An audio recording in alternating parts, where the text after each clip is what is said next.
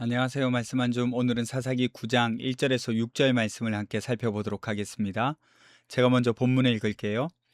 여룻바알의 아들 아비멜렉이 세겜에 가서 그의 어머니의 형제에게 이르러 그들과 그의 외조부의 집에 온 가족에게 말하여 이르되 청하노니 너희는 세겜의 모든 사람들의 귀에 말하라. 여룻바알의 아들 70명이 다 너희를 다스림과 한 사람이 너희를 다스림이 어느 것이 너희에게 나으냐. 또 나는 너희와 골육임을 기억하라 하니 그의 어머니의 형제들이 그를 위하여 이 모든 말을 세겜의 모든 사람들의 귀에 말하매 그들의 마음이 아비멜렉에게로 기울어서 이르기를 그는 우리 형제라 하고 바알브리 신전에서 은 70개를 내어 그에게 주매 아비멜렉이 그것으로 방탕하고 경박한 사람들을 사서 자기를 따르게 하고 오브라에 있는 그의 아버지의 집으로 가서 여룻바알의 아들 곧 자기 형제 70명을 한 바위 위에서 죽였으되 다만 여룻바알의 막내 아들 요담은 스스로 숨었으므로 남으니라. 세겜의 모든 사람과 밀로 모든 족속이 모여서 세겜에 있는 상수리 나무 기둥 곁에서 아비멜렉을 왕으로 삼으니라. 아멘. 기드온이 죽은 후에 아들 아비멜렉의 삶에 집중하고 있습니다. 사사기의 사사를 말하라 할 때 사실상 아비멜렉은 사사로 인정하지 않아요. 왜냐하면 스스로 왕이 되려 했기 때문입니다.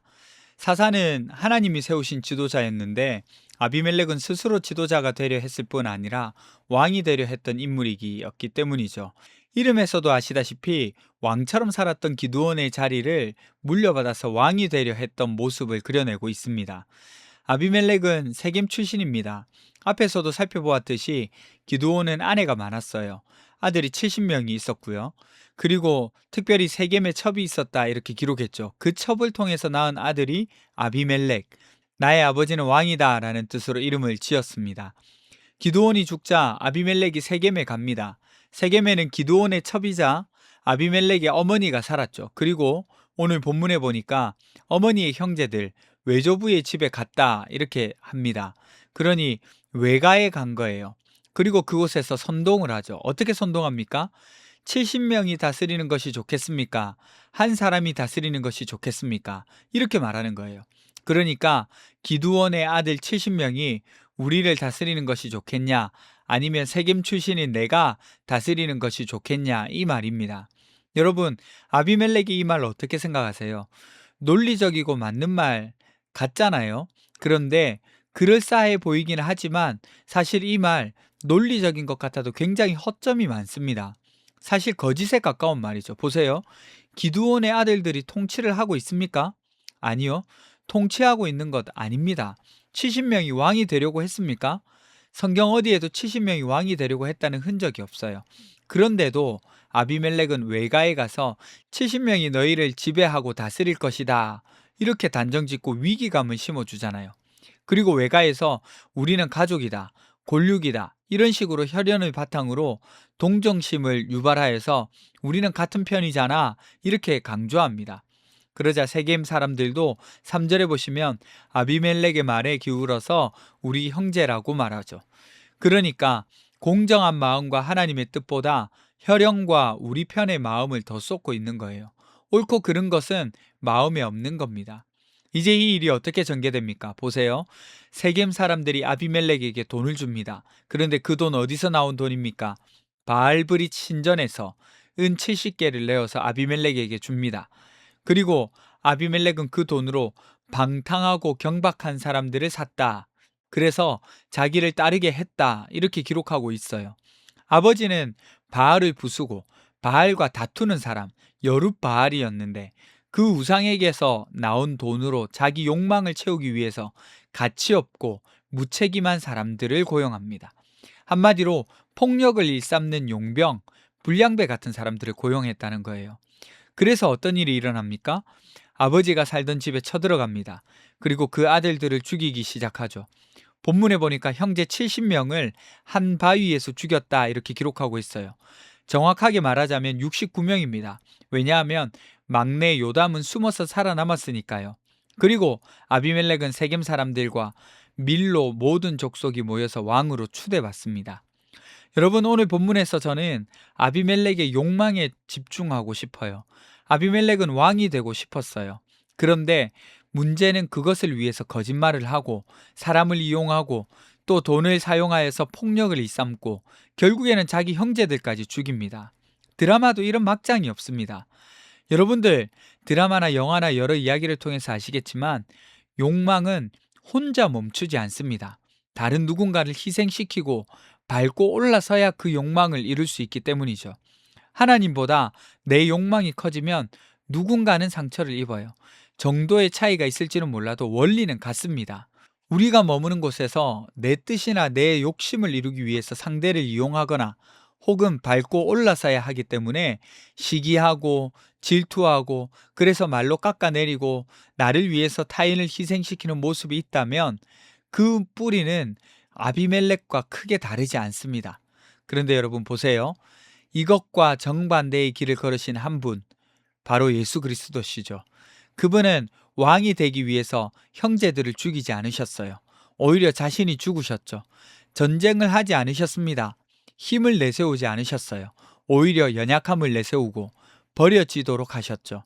그렇게 죽기까지 순종하신 그분을 하나님은 높이 세우셨습니다. 진정한 왕이 되게 하셨어요. 여러분, 사사기는 누가 왕인가 하는 질문에 굉장히 민감하거든요. 아비멜렉은 스스로 왕이 되기 위해서 형제들을 죽였습니다. 자기를 위해서 사람들을 희생시켰어요. 그러나 예수님은 우리를 살리기 위해서 자신을 희생하시고 자기를 내어주셨습니다. 여러분, 우리 삶의 왕이 누구인지에 따라서 우리 삶의 방식이 달라지는 거예요. 내 욕망이 왕이 되면 사람을 이용하고 예수님이 왕이 되면 사람을 살리게 됩니다. 사랑하게 되고요. 우리 삶에 내 욕망이 주인 노릇하는 것이 아니라 예수님이 나의 주인이 된다고 고백하는 저와 여러분 되셨으면 좋겠어요. 기도합시다. 첫 번째, 내 욕망에 따라서 남을 이용하면서 살아가지 않게 해주세요. 두 번째, 예수님을 주인으로 모시고 이웃을 사랑하며 살아갈 수 있게 해주세요. 우리 함께 기도하며 나가도록 하겠습니다.